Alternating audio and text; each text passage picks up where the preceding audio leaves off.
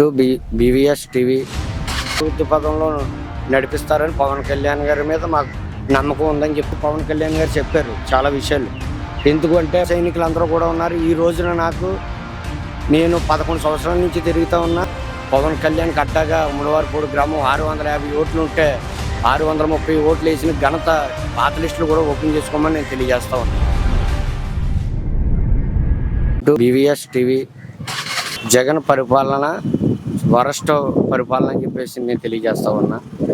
మాది పిఠాపురం నియోజకవర్గం, కొత్తపల్లి మండలం, శ్రీరాంపురం పంచాయతీ, ఉమ్మడివారిపూడి గ్రామం. ప్రతి ఊరిని ఇళ్ల స్థలాలు ఇచ్చారేమో కానీ మా పంచాయతీలో ఒక్కరికి కూడా ఒక సెంటు భూమి కూడా ఈ జగన్ గవర్నమెంట్ ఇవ్వలేదని తెలియజేస్తా ఉన్నా.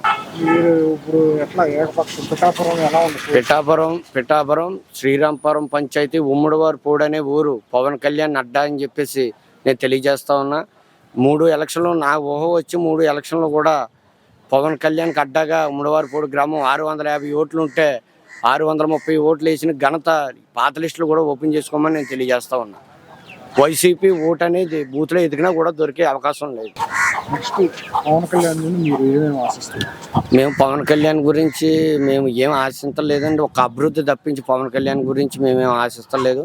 పిఠాపురం నియోజకవర్గం అన్ని మూలలా కూడా, అన్ని మండలాలు కూడా అభివృద్ధి పదంలో నడిపిస్తారని పవన్ కళ్యాణ్ గారి మీద మాకు నమ్మకం ఉందని చెప్పేసి పవన్ కళ్యాణ్ గారికి ఓట్లు వేయడానికి సిద్ధంగా ఉన్నాం. పవన్ కళ్యాణ్ అని ఆయన కష్టపడిన సొమ్ము కౌలు రైతులకు ఇచ్చి ఆదుకున్నట్లే పిఠాపురం ప్రజలు ఆల్రెడీ పవన్ కళ్యాణ్ గారు చెప్పారు చాలా విషయాలు.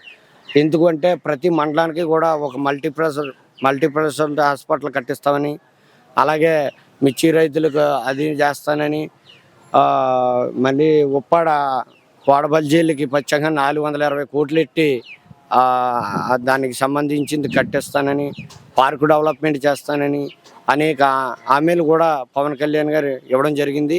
కానీ మడం తిప్పిన వ్యక్తి పవన్ కళ్యాణ్ గారు అని తెలియజేస్తూ ఉన్నాను.